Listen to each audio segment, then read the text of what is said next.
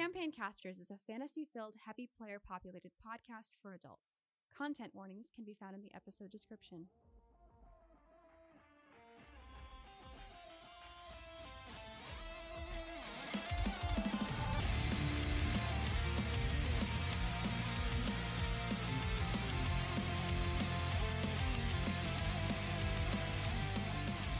Welcome, investigators, adventurers, and roleplayers to Campaign Casters, a high fantasy TTRPG podcast designed to introduce you to your fictional home away from home. My name is Nicholas Bailey, and I'll be your caster master and the player of Elxidor Vernades today. We are a heavy player-populated party of not adventurers, but investigators trying to stop the elves that attacked our big city. Where this is a campaign run by 2 DMs and introduces a new 5th edition class known as the Runecaster. If you enjoy this episode, we'd love to hear your thoughts. Leaving a review really helps us get the word out and connect with more listeners who might enjoy the journey too. Your support means the world to us. Thank you for being part of our adventure. Casters, please present your titles. Hi, I'm Heath Chase, and I play Sigvalang. Hello, my name is Jake Taylor, and I'm playing Brian Smith, and will you go down the slide with me? Hey there, hey, how's it going? My name's Adam Fox, I play Leo, and my favorite Pokemon is Snivy. What's your favorite Pokemon? Noivern. Okay, awesome. Yeah, I could go down the slide with you, Jake. That'd be pretty cool. Just don't get me sick because you have a cold. But I'm Sophia, and I play Lycan, and my favorite Pokemon is Bidoof. Hi, my name is Ari Bardock Mitchell, and I play Gale, and my favorite Pokemon, from when I was a kid, which is now because we're a bunch of kids on the playground, was Vulpix. Hello, my name's Haven Joseph-Lyon, and my favorite Pokemon, I play Nissa Stone, but my favorite Pokemon will be Dusknoir. And without further ado, we present Campaign Casters.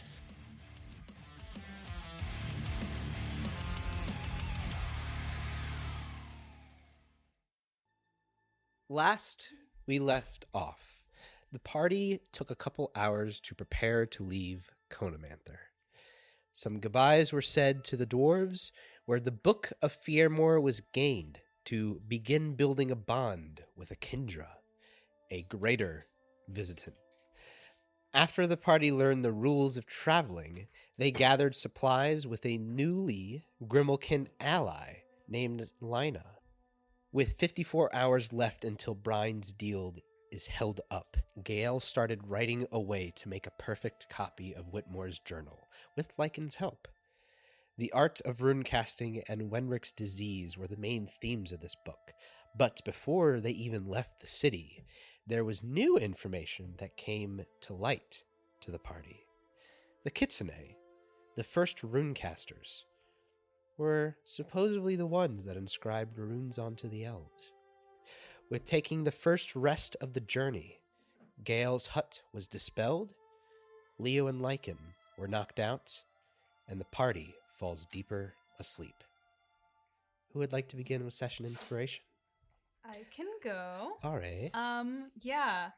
So, as we all know, this is the first time that Gale has ever left Chronomancer. And there was sort of this bittersweet feeling as they were watching the city get smaller and smaller of like, I don't know what we're going to face out here. Change is hard. There's things I'm leaving behind, but also this excitement of, there's this whole big world out there that I've never considered. And the land is beautiful, and perhaps there's things to be learned out here.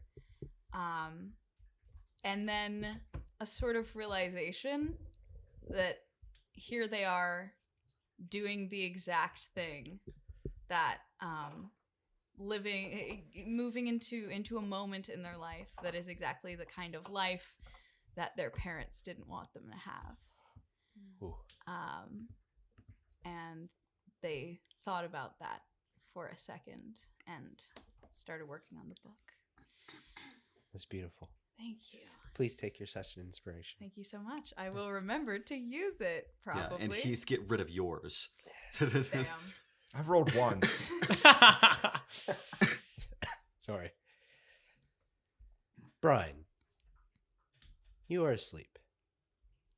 Please tell me a time when you felt vengeful when you were on your parents' ship a couple years ago. So Brian's dreaming about the time when he was younger, maybe 11-ish range, and he was eating his rations for the day with everyone else at a big table. Well, everyone else who wasn't actively manning the ship. You know, gotta take shifts in order to keep the ship running while people are able to eat at the same time.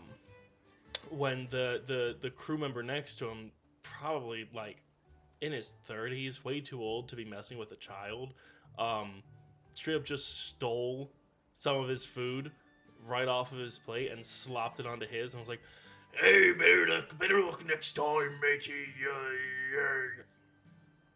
And so Brian took his plate and smashed it on the dude's head, and it shattered into a bunch of pieces, and he fell backward with some ceramic like sticking in his cheek and shard going in his eye, and he fell backward onto the ground, and Brian calmly grabbed his plate and slid it in front of him and just continued eating his meal as the rest of the crew kind of fell into silence and dragged the other dude off as he was unconscious down to a medical area.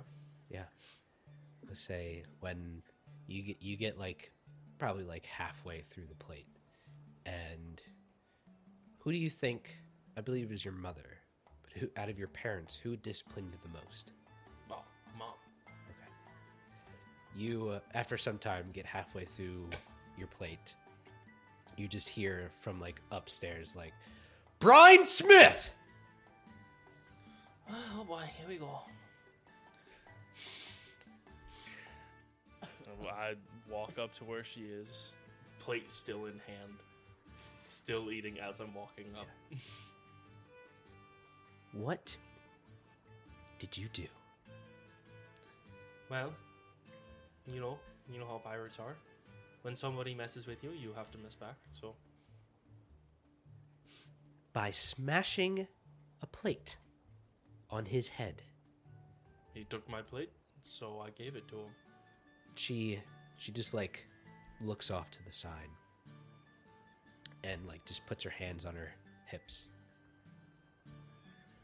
And for a second, like she looks something, like she sees something out there in the sea. Do you look? Sure. She slaps your plate and all the food just crumbles down. Thakra is bleeding from the head. Go down. Think about what you did to your crewmates. I will deal with you later. Maybe it's your hired crew. I'm just kind of here because I have to be. If you'd like me to leave, I can. Oh, I want you to leave. I will deal with you later. Go. Brian exits without saying another word and heads to his bunk. As you walk down into the lower deck, going to your other bunk, you see that now the entire, would you say hull of this space where you knew the dining area and storage and whatnot was completely empty.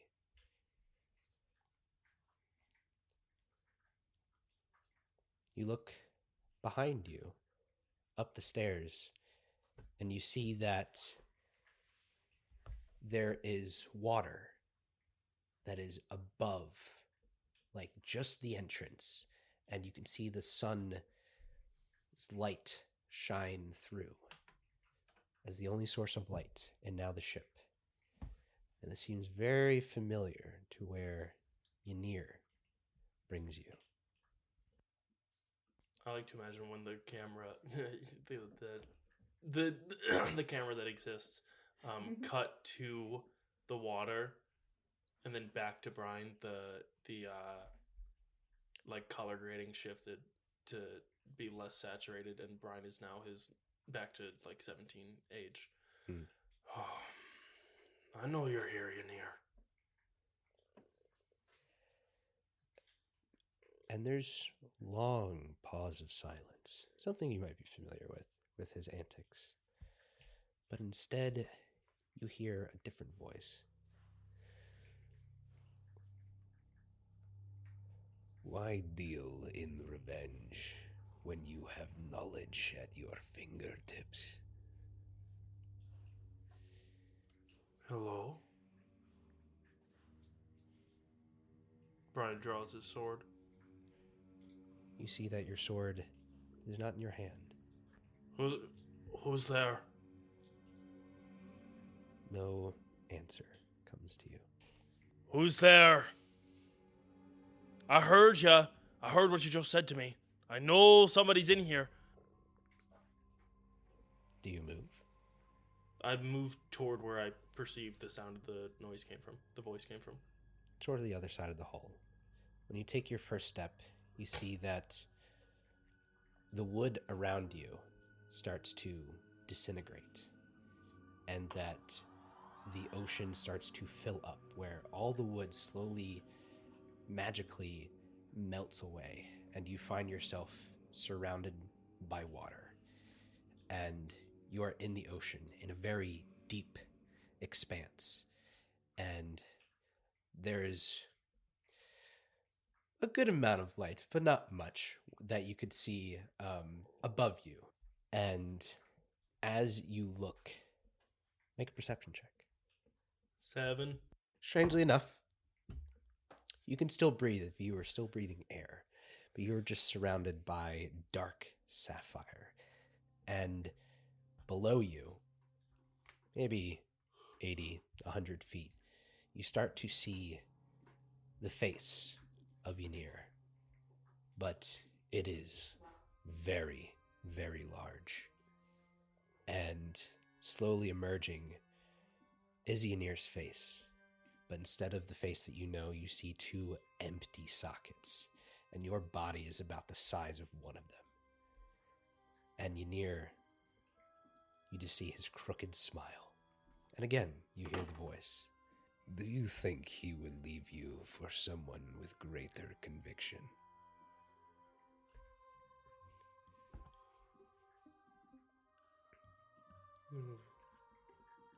Ynir? You see a twinkle behind you.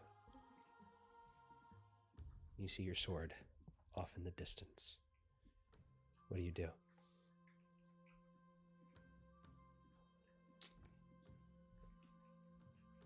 How did that get there?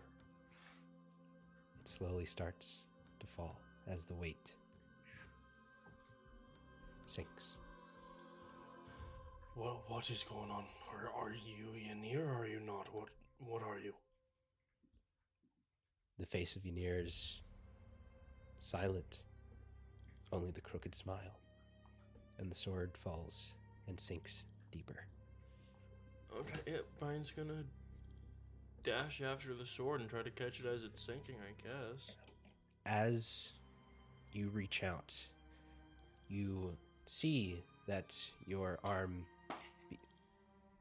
slowly takes the form of your corrupted form. And as you get closer to the sword, you see that it slowly starts to envelop your entire body. Brian's gonna pull back a little bit then. You see that it's too late. It keeps going until your entire body is fully covered. And slowly, you see a purple mass, similar to Urbane, take form. Where you now become one of the one-eyed creatures. And off in the very distance, when you see that your sword you see that it is taken by a red hand covered in crimson and gold magic, and the near head moves towards you and eats you. Gale, you are riding on a cart full of supplies. This cart somewhat different than you imagine, or than you remember, but it is the dead of night, and you don't feel like you're in your body. You look down, and it's someone else's. Still an air genasi, but someone else's. And off in the distance, on a horse, you see Maeve. What do you do?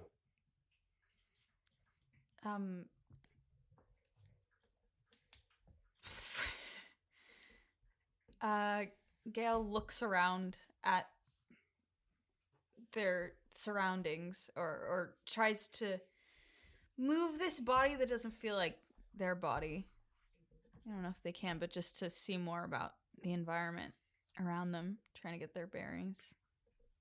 Confused. What do I see? You see maybe a similar road.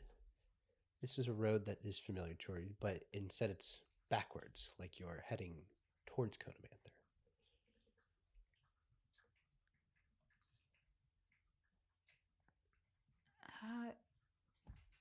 Gale looks away, looks back at Maeve. Doesn't know what to do, what to say. If there's anything, but it almost feels like the word wants to come out of their mouth from a feeling that isn't even theirs. Maeve, everything all right up there? Yes, my dear. Everything's all right? Yes, sorry, I feel a little strange. Do you need to rest in the carriage? Maybe that's a good idea. Gale's like, am I in a memory? That's the only thing that can kind of rationalize. And they're like, maybe I can learn something if I go inside this carriage. So, yes, I think I'll do that. Okay, we can stop here for the night if you're not feeling well. Perhaps.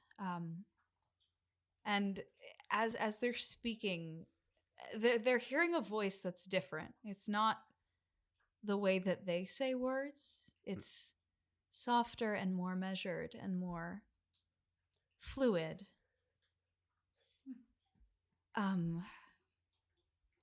We can stop here, or I can just take a moment in the carriage, if you're all right driving by yourself. I can drive, maybe not as steadily as you, but... Well, I think you can do well enough. Up to you. I can. All right. Take rest, my dear. I will. As you begin to slow the cart to make this little change, make a perception check. You can use your stats. 26. 26. Yeah. As the carriage comes to a halt and Maeve is about to swing her leg to take a step off, you see running up in the distance 1, 2, 5 people, and they are actually coming towards you as if they were coming away, as if they were from the Ember Fields or even Fakerfa. And they are just running. They look out of breath. Some of them look hurt. Some of them are bleeding. Are you all right? Who goes there? And as they are about 50 feet, you just hear, "Run! Run!" And one of the ones in the back of this small party you see taken away from one side of the tree clearing to the other. Gone. And they continue to run. The horse that Maeve is on rears with anticipation. And Maeve, please roll a d20 for me. 6. 6. The horse rears up and falls onto you, where you are now trapped by this horse. And the people that come by continue to run, and they start to get next to the carriage at this point. What do you do? I jump down from the carriage and run over towards the horse and try to lift it off of Maeve. Please roll a athletics check for me. 8. 8. This horse is heavy, and the way that it has fallen, it is trying to kick you, or trying to get out of the way from a horse's kick, but it is struggling, and Maeve is trapped underneath, and you're trying to pull up, and you almost feel like something's about to pull, but like you're just still going through the pain, and you look up, and you see 2 eyes, orange, yellow slits. That is the only thing you can make out. But you see in a yellow-orange flash, it comes towards you. And you feel like you lost the sense of your legs. I just stare, feeling frozen, powerless, afraid. You look down, and your torso is gone. Maeve, what do you do? Gwen, tries to push. Roll a strength check. 18. 18. You're able to push the horse off. It finally rears back, and it just gallops away. Fucking horse. Looks to see Gwen. Looks to whatever's nearby for both. You see that it is gone, and as the people continue to run away from you, this figure takes them out one by one, but is left the both of you. And for you, you see that Maeve's face slowly shifts in a very unnatural way and looks down at you in pity, almost belittling, and then a smile, and you hear a different voice of Maeve. The possibilities. You didn't even ask how she died. And your dream ends. Nissa. Yes? You find a younger version of yourself. You are now a child, walking through Dwaldana as the sun sets. Describe your spot so you can see the view of Kyra's Needle. I think I'm... We're in Dwaldana? Mm-hmm. I think I'm sitting on a rooftop. There's a red canvas that's laid out on top to create a little patio of my own, I think. Annika is a small cat, a small grimalkin, about the size of 2 feet tall at this point. And my legs dangle over the side as I look at the needle. Just feeling the hot sun on me. As you see the city shining gold, the sun doesn't quite rest, even though enough time has passed where it should. Instead, it stays at the horizon, and it slowly gets hotter. You see the heat waves ripple off the hot sands. The heat starts to become uncomfortably intense as it itches up your arms and your head. The gold you see starts to melt, and behind you are two figures. Cannot discern them, but you know them to be parental figures.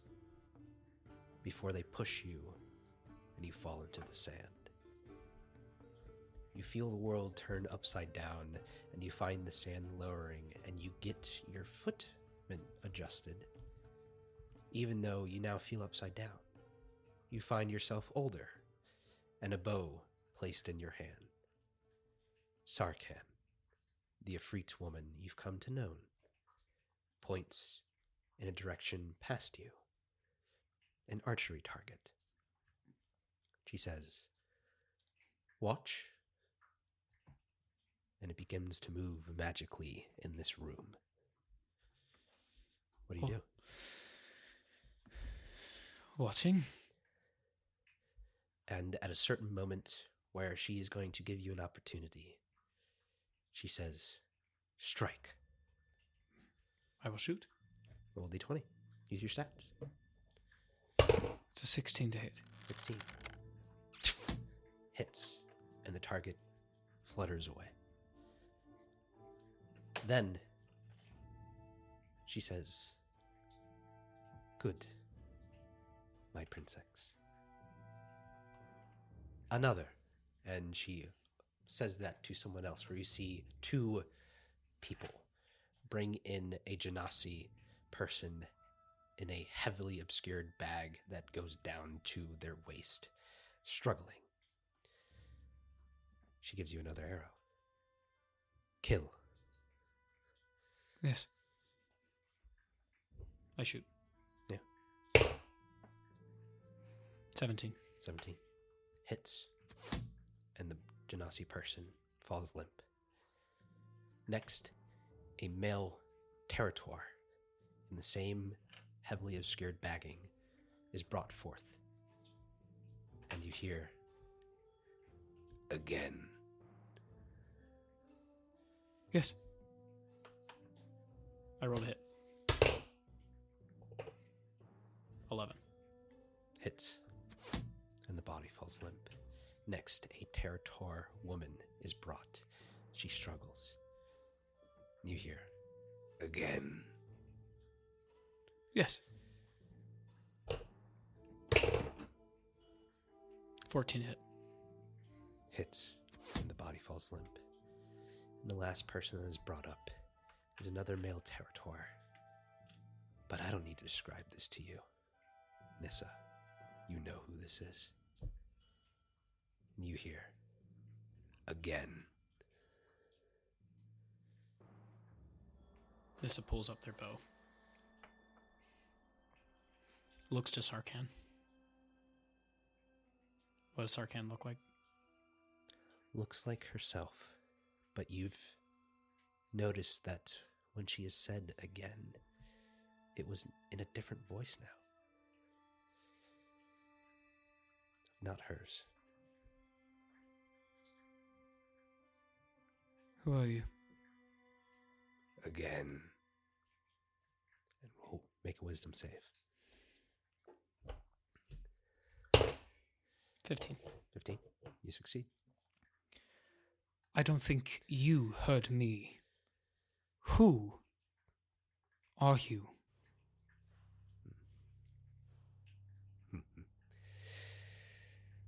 You will meet me soon enough.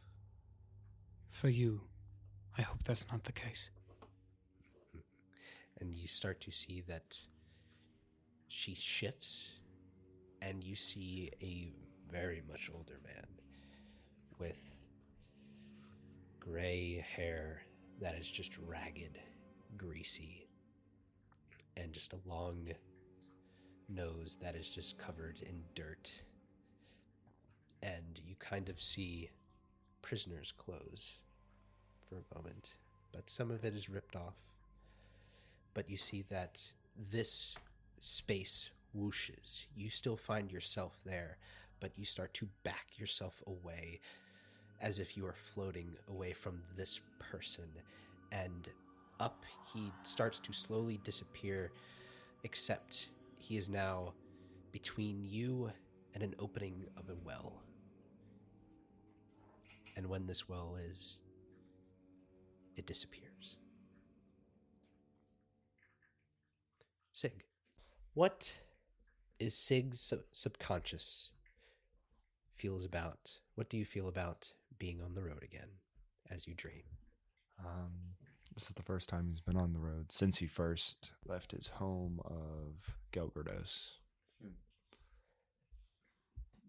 Fortunately, it's not the same road, and he's not passing a lot of the biomes that he did. The trees are different. It's less cold. So it's a different type of road. This journey actually has a purpose.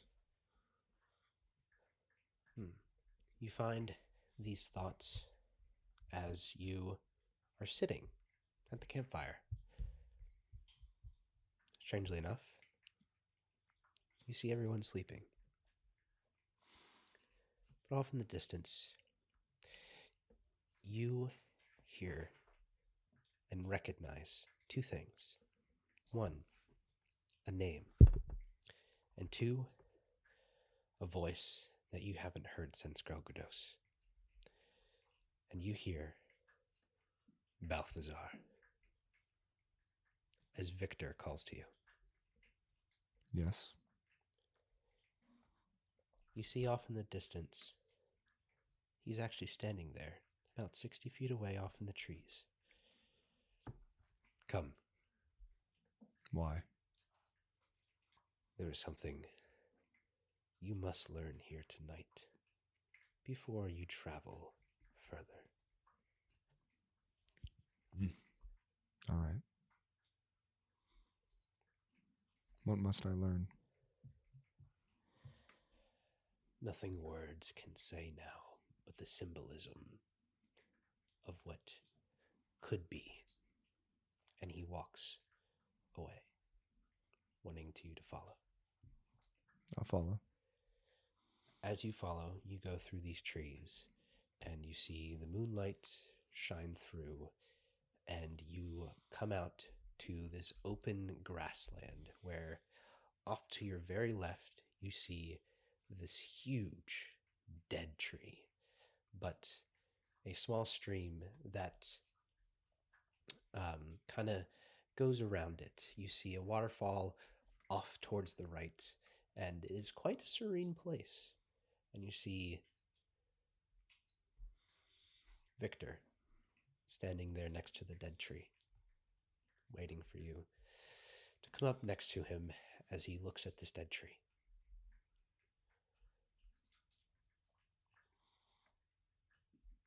I stand next to him. I look at the tree.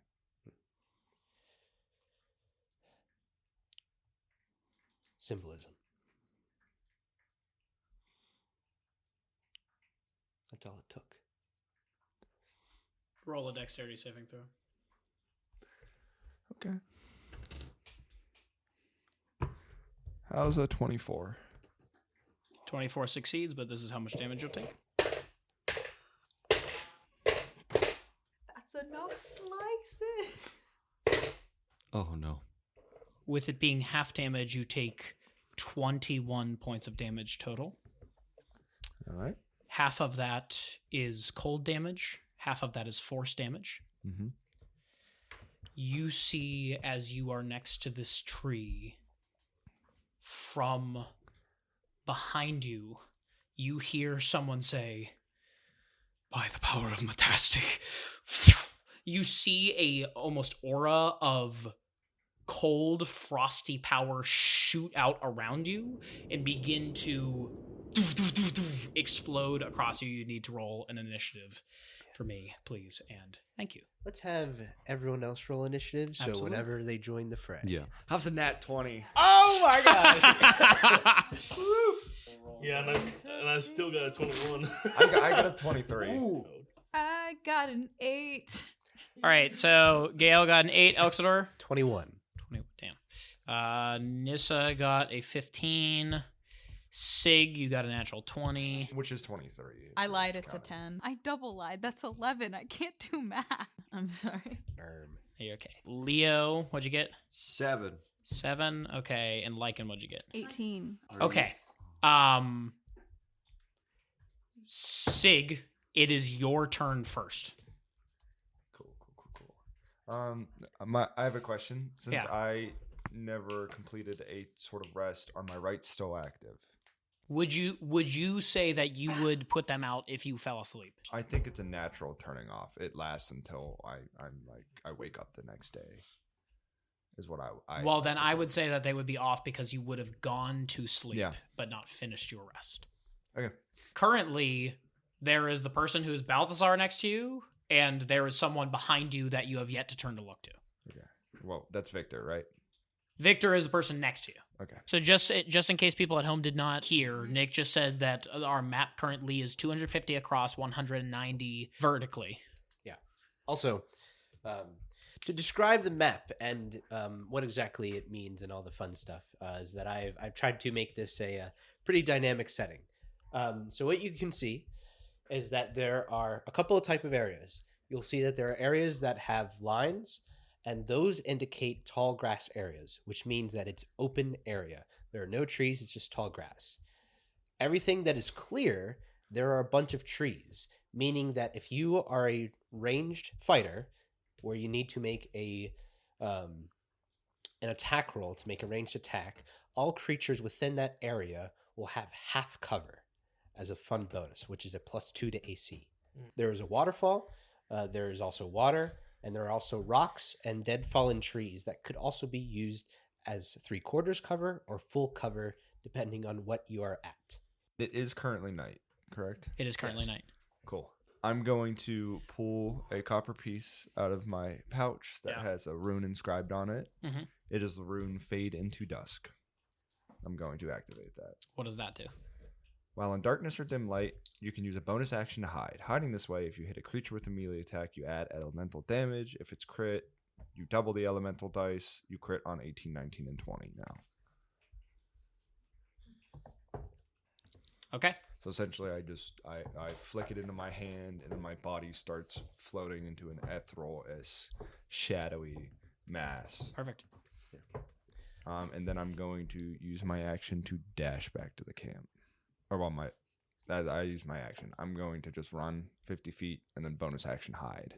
Would you like me to roll to hide or? Yes, you do need to roll to hide. Okay, which is advantage because it's dark out. Absolutely. How's a 22? 22 is great. Great. I will say that as you are running away, you hear... Did you turn around to see the figure, or did you just book it? I definitely... I would have turned in a way that I could have looked at. Yeah. As you turned around, you would see this almost like assassin-like built character in terms of build, like very fit, very lean, but muscular nonetheless. You see almost like a crown of gold with a black cape that goes from the top of the crown of his head and a face covering with gold and pauldrons and armor that has gold intricacies, with a great sword at his side and a mithril shield that is covered in the symbol of an icicle with a almost halo surrounding it. As you book it off. And I would say you don't hear anything in response. Alexador, you are asleep, so you cannot wake up. Lycan is also asleep. Nissa is also asleep. I would say that Sig, you hear heavy footsteps running in your general direction. As an action is going to try to find you. Got a 6, so doesn't pass. Does not. You just hear. Let me see what the next person will do. Okay, you hear nothing. Then you see in front of you And Nick, this is going to how wide do you think that opening is between Sig and the tall grass? About 30 feet. Sig, as you run that direction, you see a wall of snowflakes form in front of the direction, make a line from that edge all the way down into the tall grass until you think it is about 50 feet long. You see this wall of snowflakes shoot out in front of you, with like continuing to move, not made fully of ice, but bouncing almost like a game of Pong off of each other, as you see just this wall of frost form within front of you. That's the end of her turn. You also hear running up behind you, also going to try and use... That's definitely gonna succeed. Oh no, maybe not. What'd you get on your roll? 22. 22. Got a 20, does not see you. That's the end of that. Then Leo and Brian are both asleep. Then one more person is going to use their turn to try and find you. Natural 1. They don't see you. Damn. That's the end of their turn. Go Sig. Okay. Sig, it is now your turn. What is this wall in front of me? You just see, almost like it has open space, but snowflakes that are How tall? 15 feet tall. How tall are the trees that I'm currently hanging out in? I don't know, like 40 plus and trees. I'm gonna just go from treetop to treetop and keep moving. Did you climb up? I'm going to. Okay. Fully climb up. Gotcha. So just so you know, you're gonna have to hide again at the end of your turn if that's what I want to do. Yes, because if you move, then they will see you. Yes. I'm going to climb up, get as far as I can closer to the camp once again. Are you going forward through the wall? I'm going up and over. Up and over. Gotcha. How far away are the friends now? Like 60 feet away, because you said 110. Okay. Do I know, is there something special I have to do to wake them up, or just wake them up? You have no idea. No clue? You haven't tried yet. Fireball. I haven't tried. Well, I don't have fireball. Just can't reach them, right? I will say, as you come up towards the camp, you see that Leo and Lycan are gone. Leo and Lycan are gone. Cool. We're gone. We're dead. We're dead. Who out of our party group looks the least armored? Probably me. Probably Gale. Okay. Well, or maybe Brian. I'm gonna whip out my crossbow. What's your?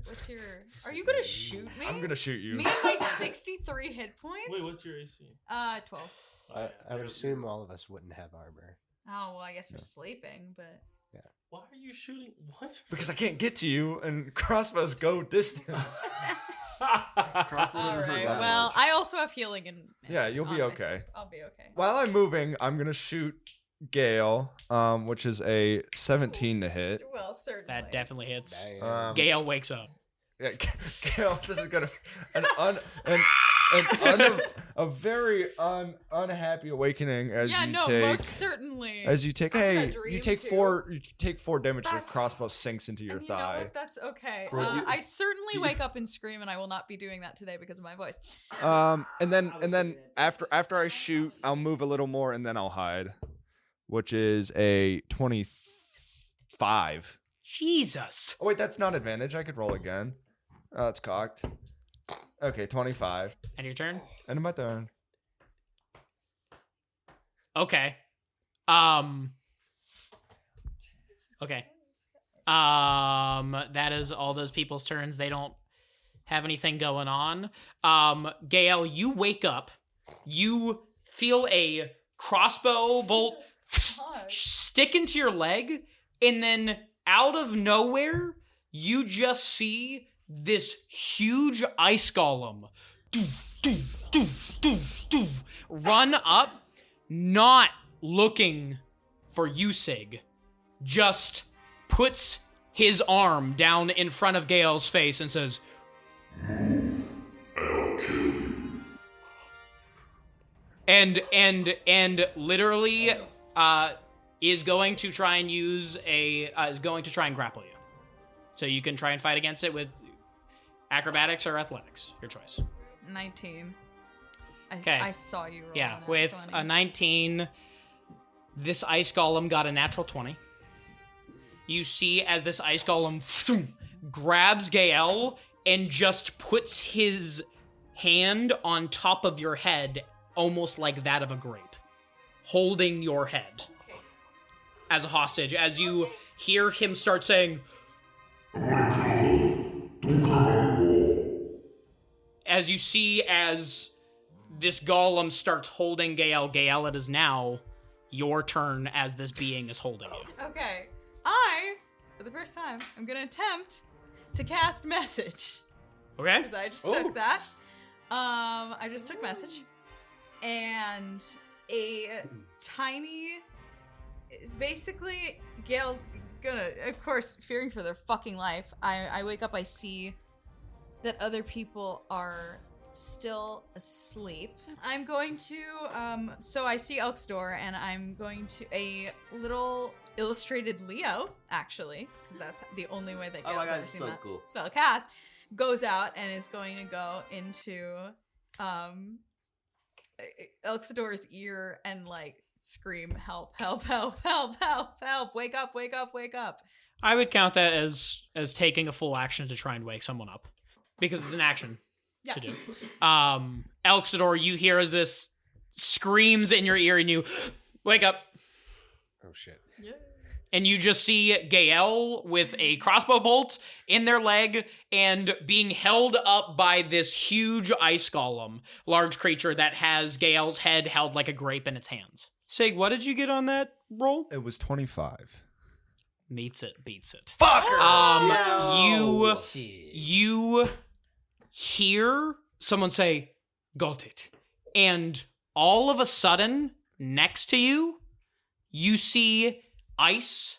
You're in a tree, right? Yeah. You see, and you see someone pop out of the ice next to you and try and smack you on your face. They're going to try and hit you.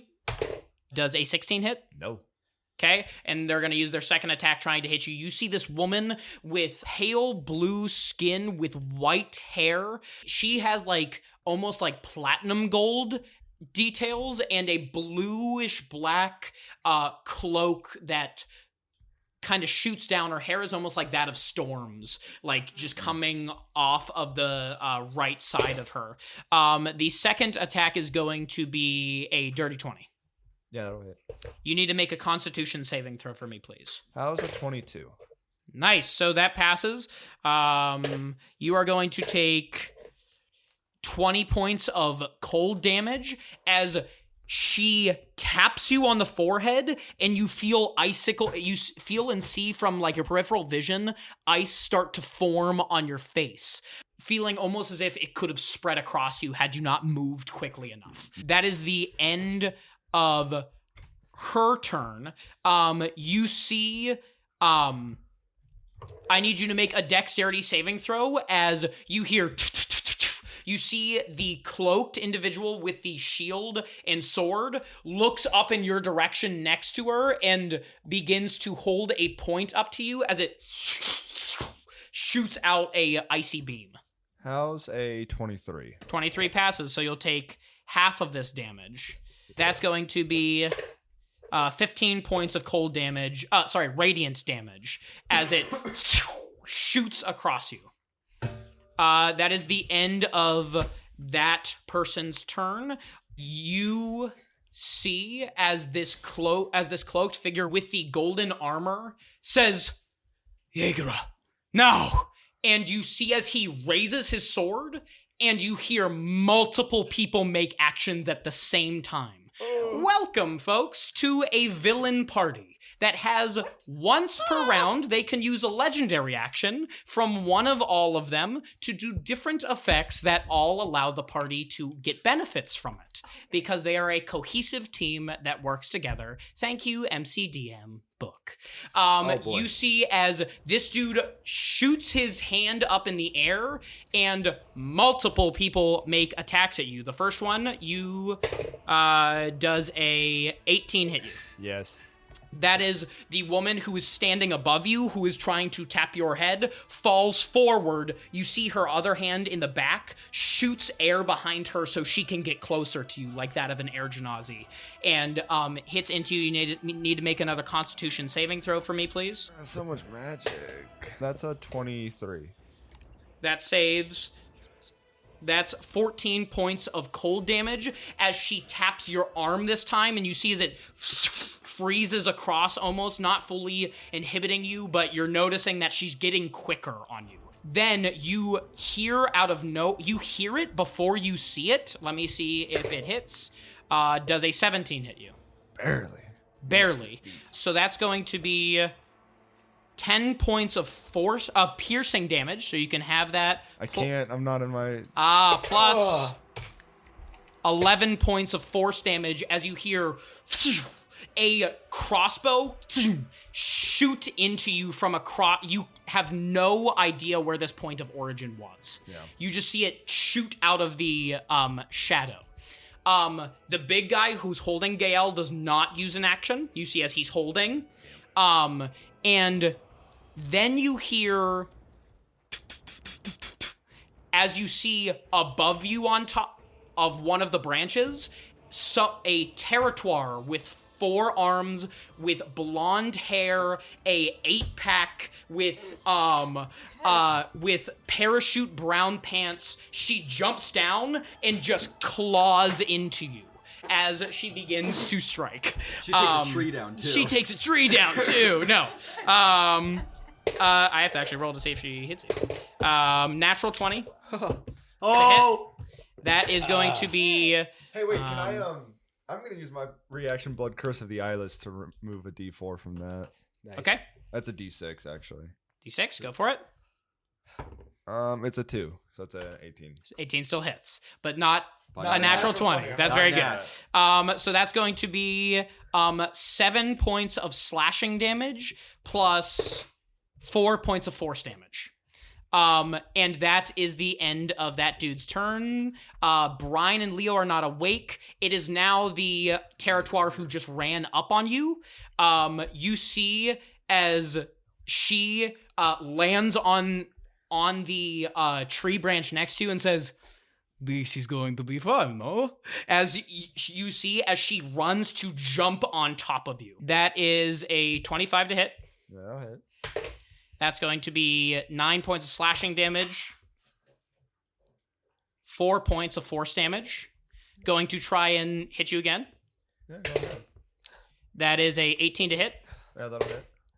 That is 11 points of slashing damage, plus 2 points of force damage. Are you down? Yeah, I'm down. Okay. So you see as this blonde territoire runs up, slashes down, hits you the first time, uses her momentum as she grabs one of your limbs and swings around you and puts her legs on you and just starts scratching into your face. And takes you down, and she's going to use one more turn to try and take you out. Yeah. Cool. No, stop! Okay, that hits. Take 2 death fails. Oh my god. Yo. As this is the first one. You feel claws just dig into you as you faint. Of course, out of any moment, our first possible death will be when we leave the place that's our home. All right, Sig. It's okay. Have a spell. It's your turn. It's only one thing I can do. Please make a death save. Wait, hold on. Memory. Or is Not that yet. afterward? That's afterward. Sig. Yes. Oh, you're closing your laptop. I just don't want you to see what I got. As you fade into darkness, seeing this acrobatic territoire carve into you, you start to plunge deeper and deeper. What memory comes to mind as you see your life flashing before your eyes? It's my first week at Little Guy Private Eye. And yeah, he's 100% dead. And I haven't really talked much, but Elxer has taken me aside and we're just having a chat for one of the first times. And I'm opening up to him about, like, this demon type deal that I have going on and how worried I am about using it. Elxer, will you roleplay this with me? Yeah. So there's this thing that I can do and it makes me more powerful and I know it could help us, but there's a downside. I can lose control, and if I lose control I can hurt the people I love, and I've hurt a few people before.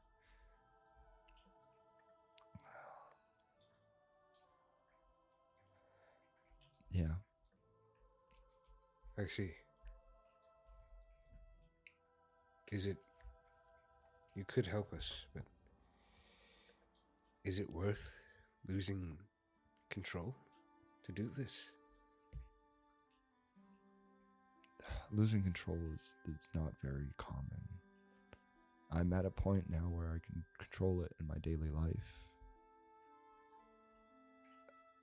I can be more useful to you guys, especially if we do encounter some criminals who are fighting us.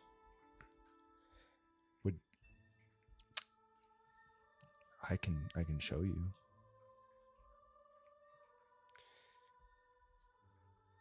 If you say that you can control this, and you want to share this with this group, allow me to be the first, in case anything happens. Okay. And then I transform, which as a party you guys are so used to, but for Elxator, it's the thing of nightmares for the first time seeing it. As I grow, I rear back almost as a horse, and then I'm too tall for the building itself, and my neck presses into the ceiling, and my eyes elongate, and I grow almost a snout and horns. My bones creak, and I grow claws from inside of my fingers, and scales start appearing. I think Elxer would take a few steps back as he starts to witness this, and you see that in almost like a defense, even if you wanted to, like, best intentions to believe you, you just see that his magical green and golden magic light up in his fist and takes a defensive stance just in case. I'm sorry. No, see, this is what you can control. Yeah. And how? I don't even know this. I've heard magic growing up, and I've heard it just causes nightmares, but this is those physically incarnate. It's a monster. And I'm a monster. But But I feel that I could do so much good, you know? And then I will be with you every step of the way. My oath is to everyone in this city. And if you want to belong to the city, you will be taken. I will take care of you as well. And I'm not sure what the city will think of it, but I will be with you. And he takes a step, and with his magic still emanating off his fist, he reaches it out for a handshake while you are in this form. I'm gonna de-transform, so we're not eye to eye, but less monster to human, or less monster to orc. So now it's territoire to orc. Well, hobgoblin. Hobgoblin. I thought you were an orc. Why did I think you were an orc? No. It's less monster to hobgoblin, and now it's hobgoblin to territoire. And I will shake your hand, even though I have my doubts. Ask this. Oaths make Chronomanther while our hands are bonded. I promise to be there for you every step of the way. And I will swear this oath to you. Now, you will tell me what you want from this as well. If I lose control, I need you to stop me. No matter the cost. I'm willing to give my life.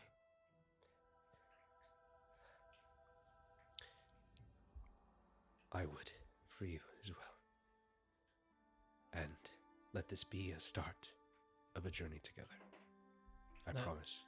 And I would say, as you say that, you see as both forms of your magic, the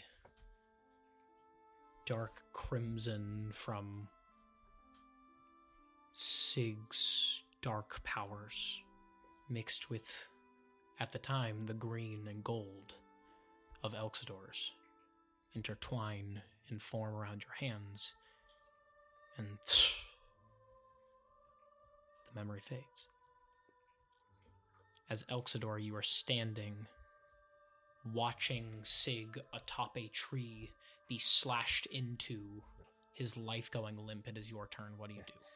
I will cast Hold Person on this territoire, and say, "Stop, please! You have him!" You need to roll a wisdom saving throw as you do this. I need to. You see as they use a reaction. Fuck! Response. 29. You see as you cast Hold Person, which she will roll to combat in a second here. But you see as you cast it, almost like from the side of her eye, a star shoot out and almost try to blind you. As what does she have to try and roll to avoid this? A wisdom save. A wisdom save. That is a 26. Ow! Yeah. 15 DC, so whatever. You see as she still is atop, Sig raises her arms in the air for her next action. Wait, she what? She's raising her arms to strike again. Oh, chain and conviction bonus action. Get over here! Okay, so what does she have to do for that? Strength saving throw. Fuck! Strength saving throw. It's a 17. I rolled an 18 on the die. God damn. Reactions. Silvery barbs. You can make her reroll. Yeah. Okay. Silvery barbsing. Please. It's going to be an 18. It's a natural 1. Yeah! Cool. You see, yeah, so what does this do? So, actually, really quick, so how does this look when you throw it? Then Gael describe how it looks when... I'll describe how this character tries to get away from it, and then I'll let you describe how it looks when you rework it. All right. With Hold Person, like, this was just a panic-full spell cast of, like, just tried to hold person to stop, no violence. And after, there was almost blinding flash to happen, like, Sig's life is on the line, and this time, like, Elxidor starts to light up in his crimson golden energy of just anger.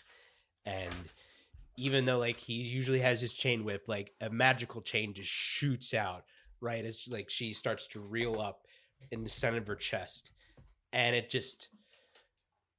looks like a kunai blade that goes into her chest, but then as, like, it starts to go, it, like, latches and splinters off to her skin where, like, multiple points are grabbing, and he just tugs her away. I would say originally you see as the kunai blade starts to try and hit, she, with her bottom right hand, smacks it out of the way.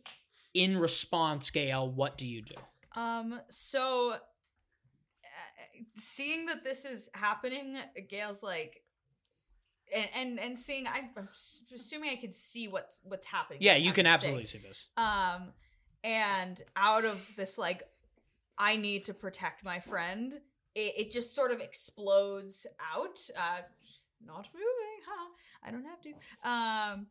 And it's like it's like an illustrated version of Uxdor's magical weapon that just goes around and like hits it back onto her. Yeah, I would say you see as Elxor shoots out this magical chain, you see as this character tries to hit the kunai blade away, as you see another illustrated version double down, grab the chain, and stick it back in, wrapping around as Elxor, you pull down this territoire from the tree as she lands on both feet.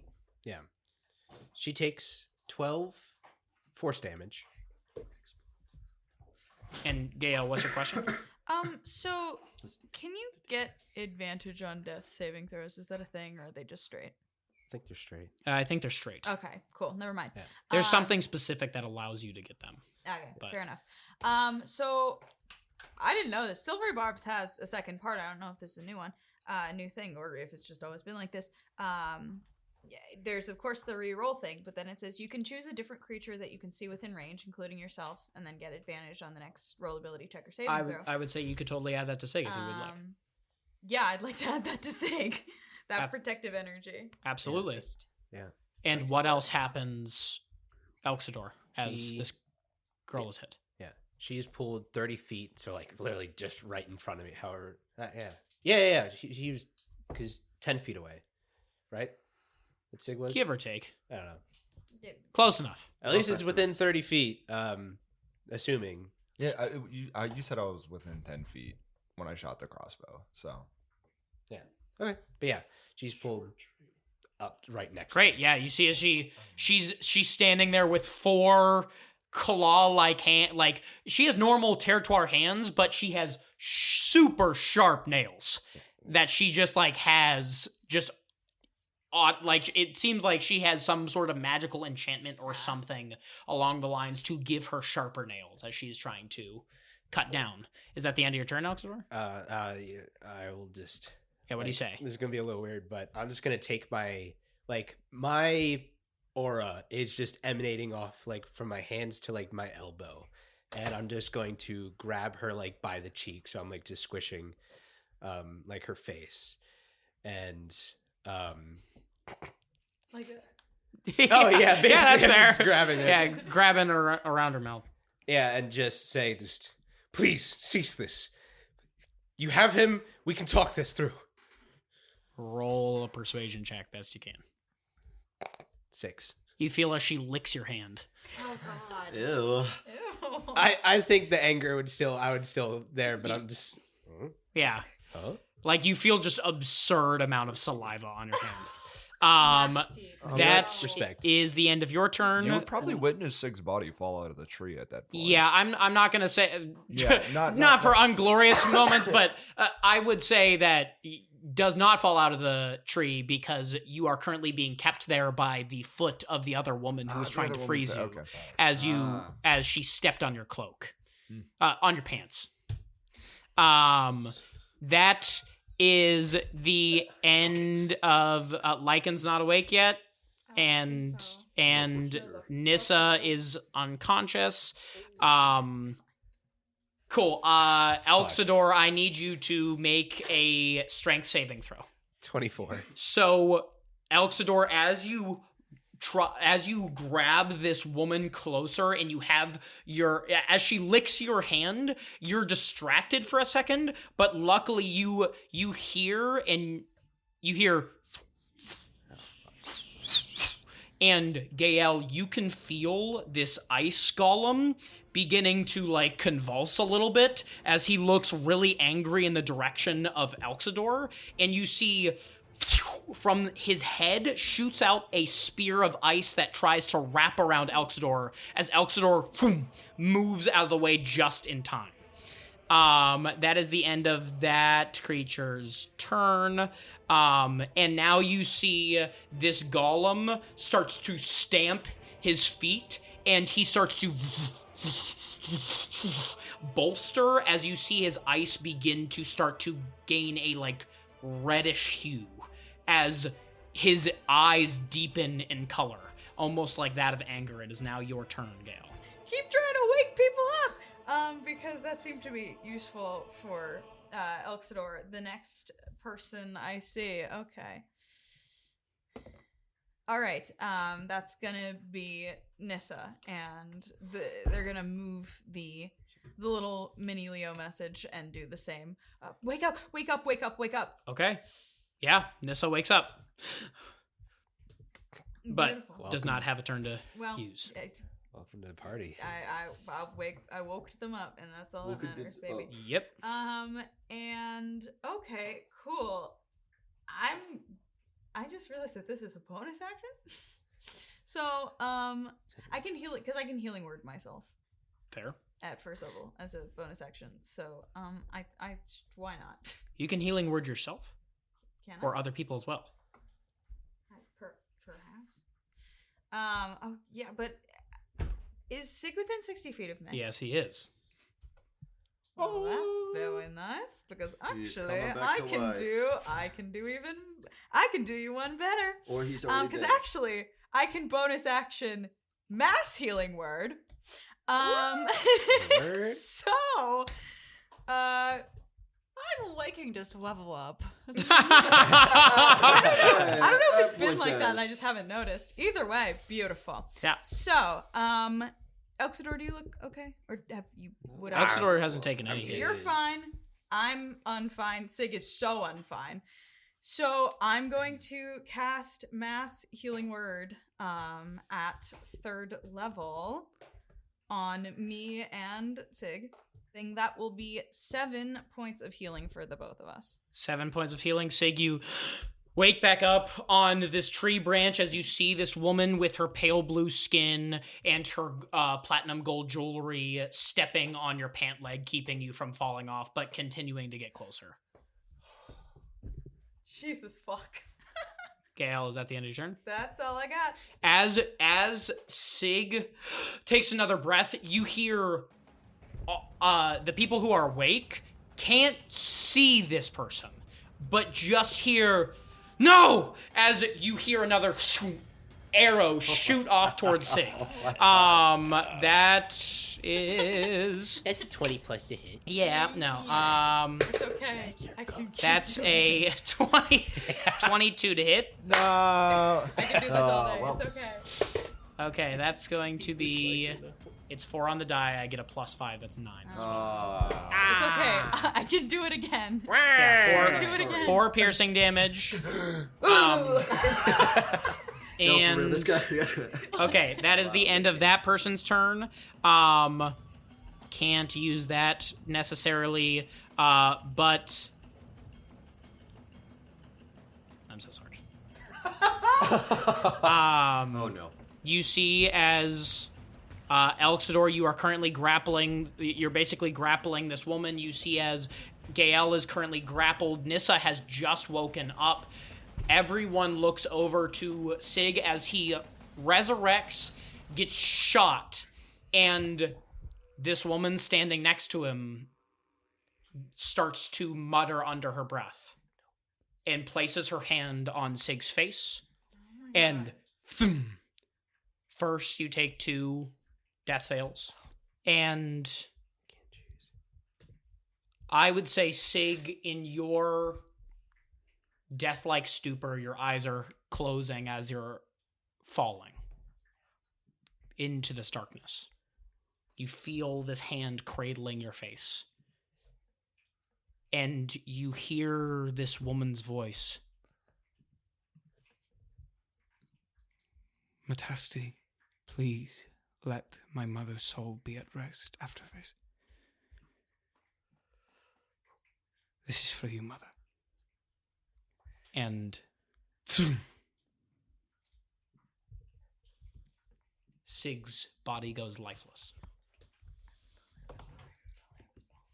you see as this woman stands, she grabs you by your arm, lifts. Yegara, it is time we leave. And you see as she closes her eyes, snow forms around her. Oh no. And Sig and her disappear.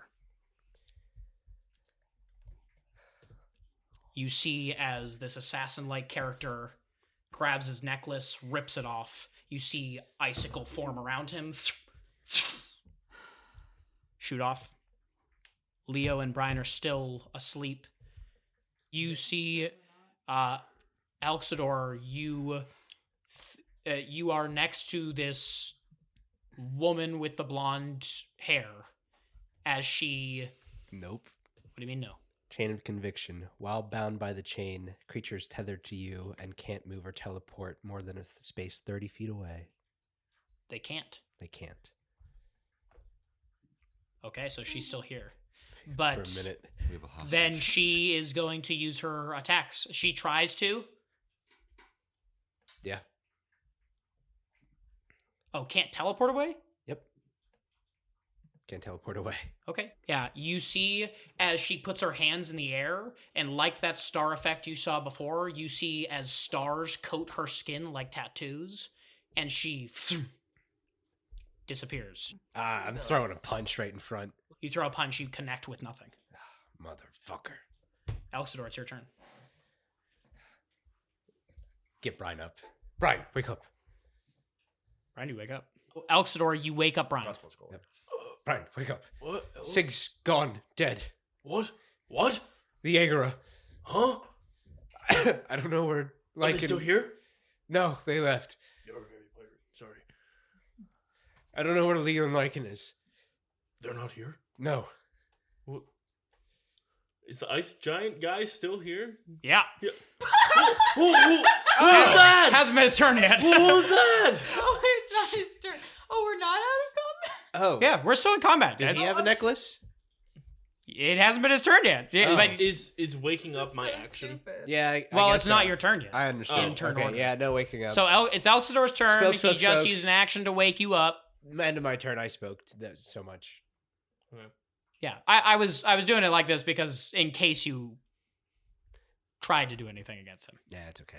Okay, well then you see as big guy grabs at his chest, you see as he presses almost like a button built into his armor and disappears. And we are out of combat. What happened? They killed him. They killed Sig. Where did they come from? How do we not hear them? They were stalking us. Where are Leo and Lycan? I don't know. And that's where we're gonna jump over to Leo and Lycan. You guys find yourselves in a grassy patch. You slowly start to wake up. But you do remember the last things, is the hut was dispelled, and there was this ice golem creature that knocked you both out. But now you find the moonlight on your skin or bark, and that you are surrounded by these huge 20-foot tall boulders in a grassy area, but trees surround you as you're in like a little, let's say, alcove.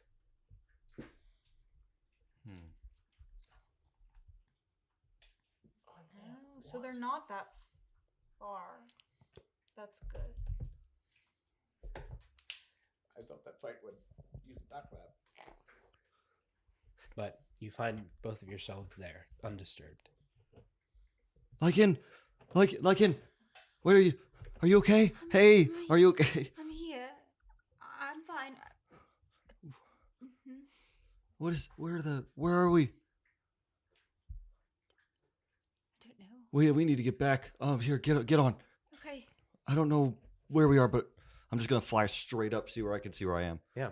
What is your new blood creature range? 60 feet, I believe. 60? Oh. Never mind. Not yet. There. Nah. Yeah. Actually, yeah, cool. Yes, you fly up. How far do you fly up? You said it's 20-foot tall rocks. I probably use my whole movement, which is 30 feet. So I'm Okay. like above the rocks. You see yourself fly up there, and there is this stream that you can see where there's a waterfall that is 60 feet high off to your left. And directly in front of you, you see this large dead tree where there are no leaves. It is just the bark and the branches. I would also say you see ice-like crystals across the edges of the entire dead tree itself. And as you are flying and getting a hold of your surroundings, Lycan, you sense something off. A blood-ish creature has blood. It's operating in a very weird way. And below you, like towards this giant mountain of a pillar that is 80 feet up between the rocks where you guys awoke and this wall, you feel the presence. You can't see because it's in the trees, but you see that this creature's veins is like it's pouring out in some places and it's just dripping everywhere, but it's not a normal creature per se. But that's what you see below. There's a creature over there. Should we go towards it, or I don't know. what? Do I hear any noises from that direction? Yeah, these are, I would say it's a large creature that you would see, but you just hear these large footsteps, and on the side of the boulder, in the moonlight, you see these bark and fungal fingertips caress the stone as you see this large warthog. Warthog? Yeah, from what you can tell. But at least that's the head and the torso. The rest of its limbs, as it stands on two, is all bark and gutted out of its rib cage. But you do see fungus spreading throughout. Okay, let's go. Let's go. Where let's go. to go? What? Go. I don't know. Just away Go. from that thing. I'm gonna go probably east. Opposite. Of yeah, it, opposite I of would it. assume. So towards the stream and the waterfall. Cool. I assume just opposite direction. But yeah, you guys start flying away from it. A warthog with like tree limbs. And roll a go ahead. history check for me, both of you. 11. Got a 6. I would say that whenever you guys did make it camp, that you were aware of a water source nearby as like a defining feature when you guys pulled off the road, but that's really it. You don't know. Well, I mean, we gotta be close. I mean, this water was here, and there's water here, so we're somewhere around this area. Do we have any sense if we were magically transported? Like, are there claw marks? Like we were grabbed? Like, I would say how we got moved here? You were dragged. You could tell Okay. that with the tall grass, your bodies were just dragged the whole way. Well, we could follow the path of our dragging then if we were dragged that whole way. Oh yeah. You could. I think if we Investigation. Survival. I kind of okay For I'm- tracks. Oh, survival. That's a 12. 12? Maybe 10 and a 12. Yeah. I would say you would be able to find it where it actually kind of loops, but like you can, once you get towards the river or the stream, you could definitely see some like other like thunks, as if like your body, instead of just being dragged through water on the off chance it could wake you guys up, you were just thrown across the stream. Oh my gosh. So there's like because that divots. wouldn't wake us up. Yeah. Nah. He's not a smart guy. No. Oh. But you are able to go to the other side and slowly find your way to the campsite where you see a light off in the distance. You see that, Leo? You see it? Oh yeah. You see everyone is actually awake. and kneeling. There's snow, ice, particles everywhere, but there was a struggle here. I fly down towards the group.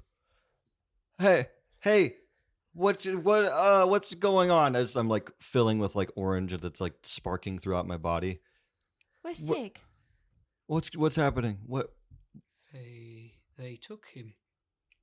Who? What? Who? What? Who? To get like a brighter orange throughout my whole body. The Jaeger. The hunters. Okay. So he's captured. We can find him and we can just go to him. No. What do you mean no? I mean we investigate and we find people. He's not captured, Leo. They killed him and took his body. Leo turns like dark blue.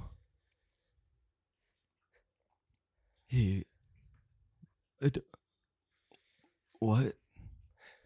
I stopped one of them. There was too many. And they still got away! They killed him.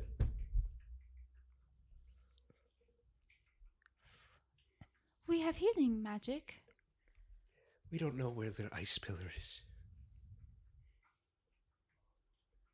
Or where they went. Where they came from, even. They teleported away, or at least that's what it looked like. Leo's feet touches the ground, and he falls to like a kneel as his body starts to do the drip of his magic falling as he's crying in his way. They've got to have a base or something, right? Does anyone who isn't sick know anything about the Jaeger that could be helpful for us finding him right now? Have I ever read anything about the Jaeger? I feel like the answer is probably no. What I know? I don't know.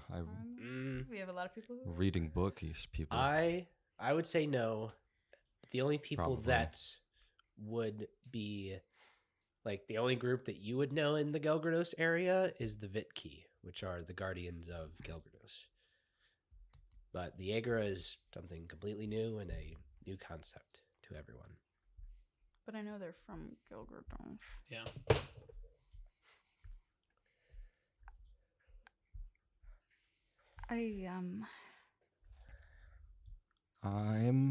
There's a book that I found it not a while ago. Shouldn't have been there. It was left over from another time in the library, and there's a spell. It can bring someone back after as much as 10 days, I think. A necromancy spell. Yes. So we find Sig and we resurrect him. Yes, I'd like to try. I don't know if I'm powerful enough, but I can try. We still need to get to the kitsune. We need to. And you need to write that book for Brian. Well, I can write the book when we go anywhere. You're just gonna leave him? No. I have an oath to Sig. We made a promise to each other, so we gotta find him. If anyone's gonna kill him, it's us. I mean, I'd rather him not be dead, but yes. You see Nissa's out of it. Sorry. Just looking at the ground. I'm sorry.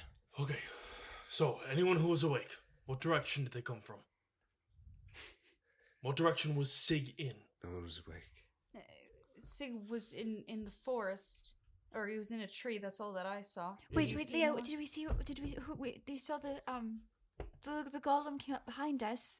They attacked you first. They did. We were the only thing we remember. That's how you all got Yeah. away. The hut, it went down, and we were trying to look around. All I saw was Lycan get hit. I tried to go towards her, then I got shot by an arrow, and I went down as well. Where did you guys just come from? Maybe we should start heading back in that direction. I was back. I point back the direction that we were at. We also saw, I don't know if this is anything, but we saw a warthog-looking creature that had, like, roots and trees for limbs. Fungus. What? I don't know. I don't know if that helps at all, but that's something that we saw. It was specifically around where we were put, in a weird rock-like pit. Well, we could go that direction. We don't know where the Agra are, but we do know where they have to head at some point. Oh my gosh. Where they have to head to Gelgrados, and we have so much we have to do.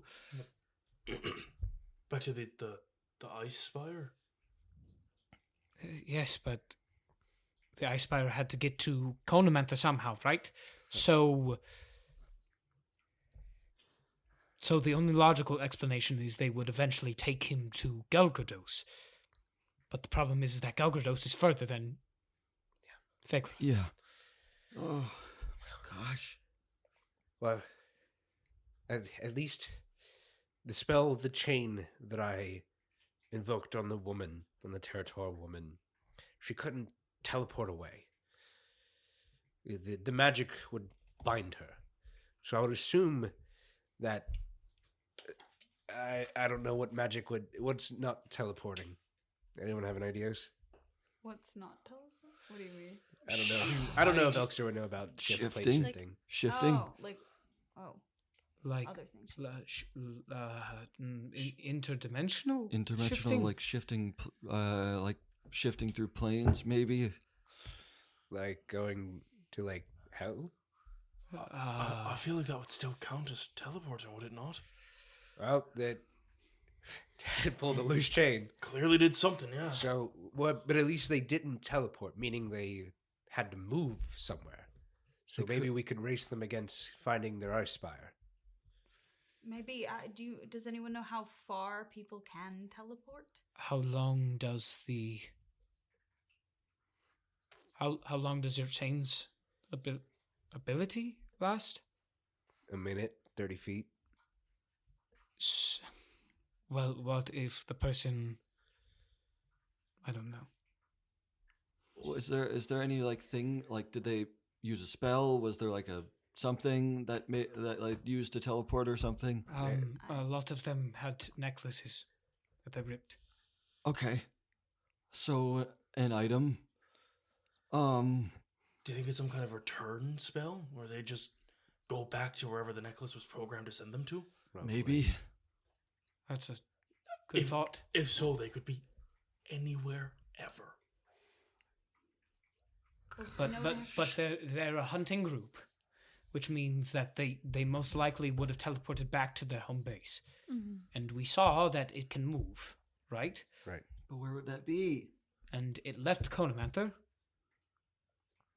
which means that...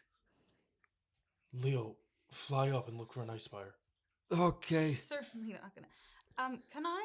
I don't know if this is gonna do anything, but hold on. Can I see if I can use detect magic to see if there's anything lingering on Elxidor's chain? Yeah.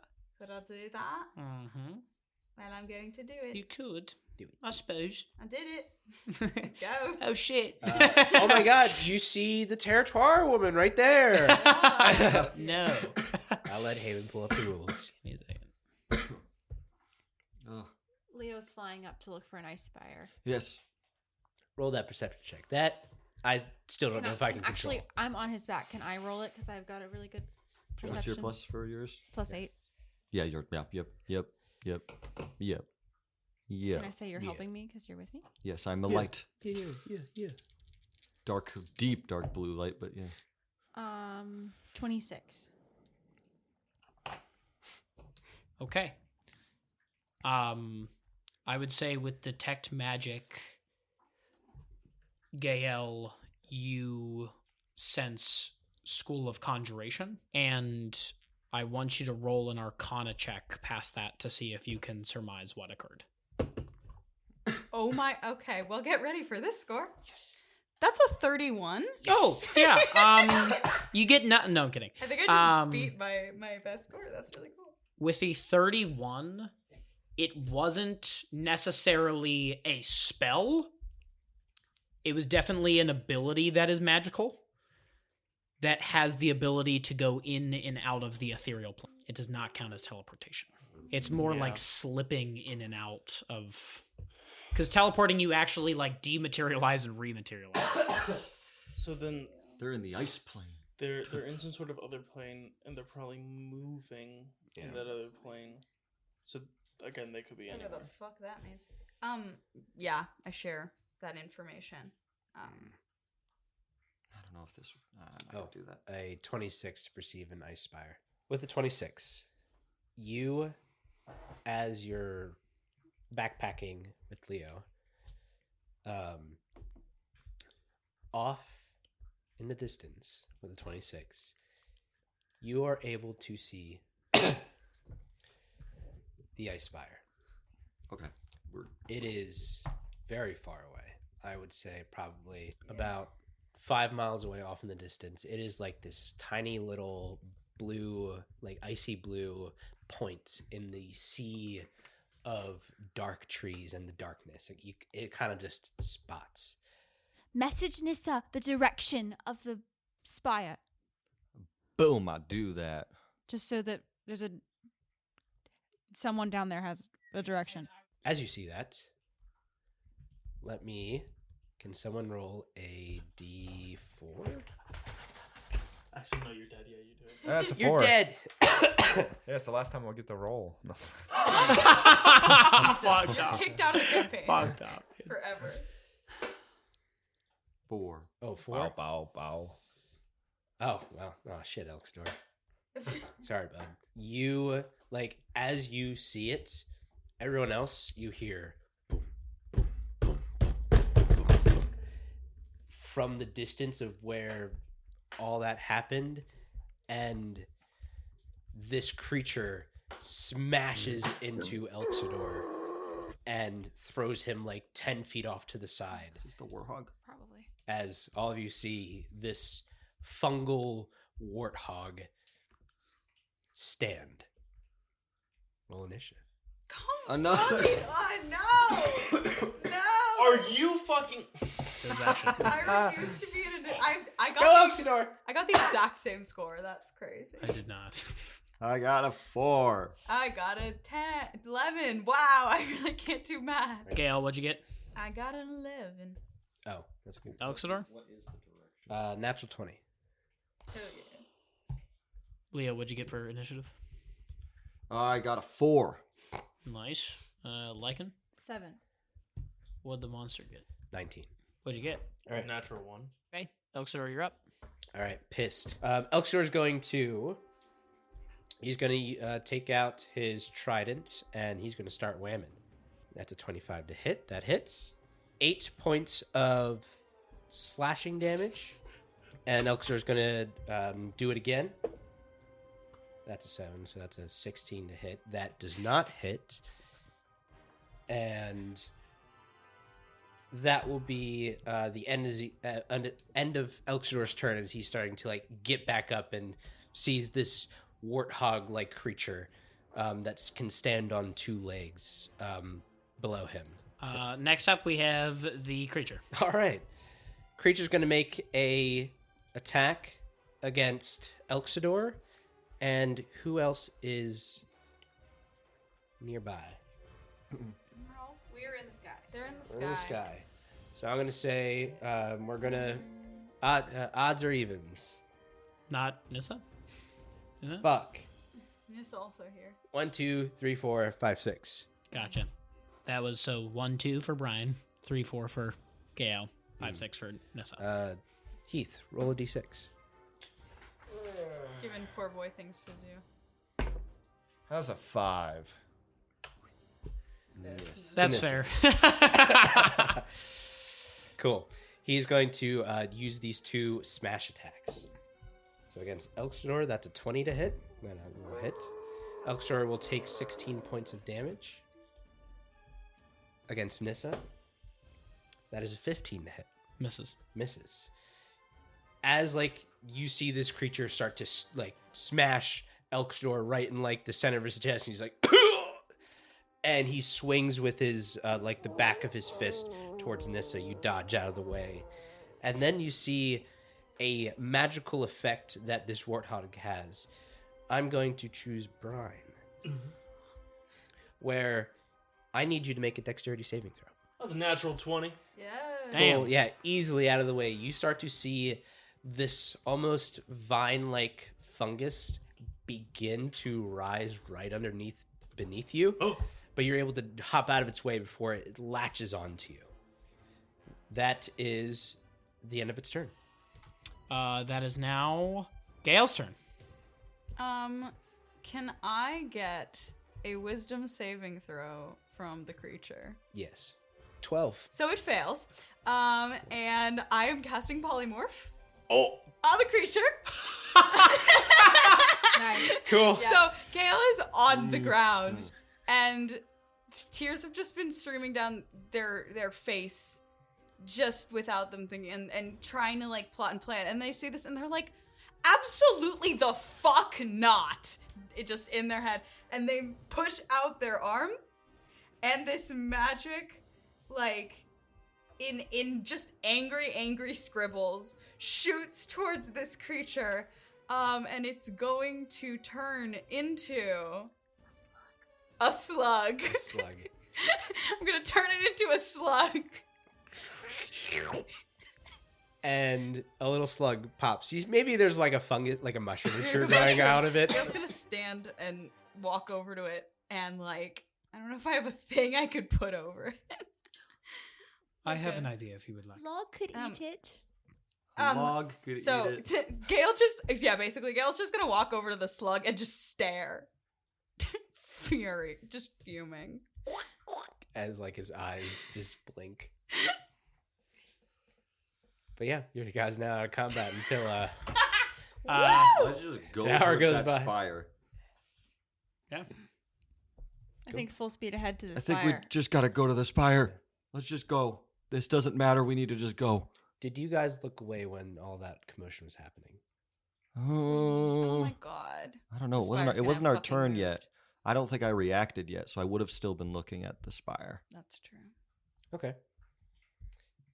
I would say that, yeah, spire's still there. Okay. We gotta go. The spire is that way. We just need to go. You're like 60 feet up saying this? Lowering down. We gotta go that way. Attached to Also the right? message, yes. Yeah. Leo says that he sees the icicle. It's miles away, but we need to go. Okay. And I agree. This will change back and we'll be far away. They point at the slug. Cool. That's So are we taking the carriage? Yeah. I guess we would take the carriage. Okay. All right, everyone load up and, just he starts stomping out the fire and you guys start packing up the carriage. I'm gonna try just to keep my eye on the spire. Okay. I'm at least gonna stay at the height where I can see it, but be close enough to still speak to everyone else. / message. Okay. Sounds good. As you start making your way back towards the direction, I will say it is veering off the road, so you guys your carriage, you're going to have to go through trees and circle your way through. And that'll be a little bit slower movement than 3 miles an hour, but if that is the path you wish to take with the carriage. There's no visible road that would like be helpful on our way. Nah. Is there a way you can make the nature get out of the way? The whole time? The whole time would be a lot though. Unless I mean, I could expend all of my. If I just said I'm gonna use all my rune. Could you put a rune on mana the energy? carriage?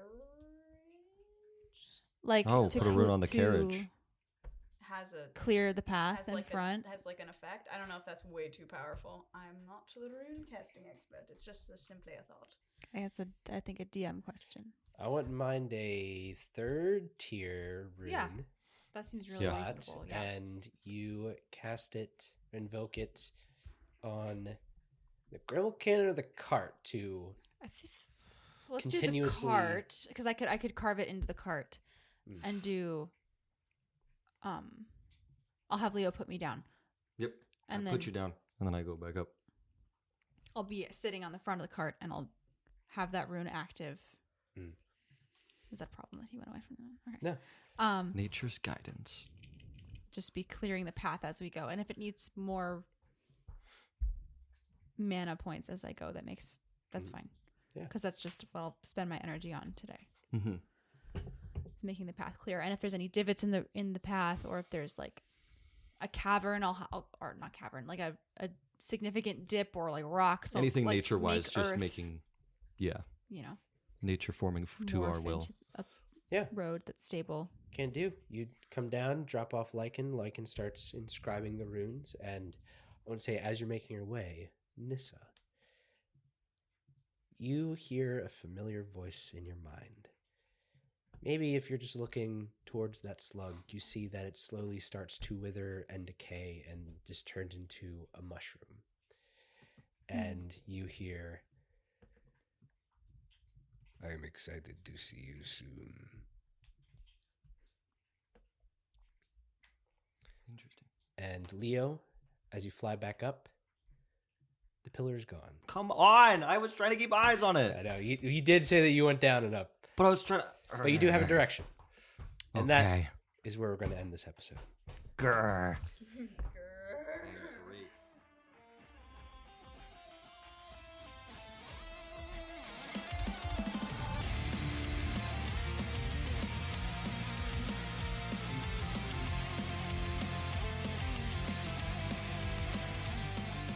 Hey casters, we wanted to give a big thank you for listening to this episode. We are excited to continue the story of this party and share this world with you. Please check out our socials on Instagram, TikTok, Reddit, and YouTube by searching up Campaign Casters. No spaces, one word, Camp AIGN Casters. Thanks for tuning in. If you enjoyed this episode, we'd really appreciate it if you left a review on Spotify, Apple Podcast, or wherever you listen to the show. It really helps us reach more listeners and keeps the investigation going. If you want to know where the craziness takes place or want to have some quick links because you don't want to go through apps, search on your browser for campaigncasters.com. There you can read a little about us, reach out as a fellow caster, or if you also make D&D content and want to collaborate with us, send us a spell. We want to build a community for all to enjoy and expand the games we love. Our theme song is Nobody's Hero by Chronophobia. A big shout out to them for allowing us to use their beautiful music. You can find them on all music platforms, including but not limited to Apple Music, iTunes, and Spotify.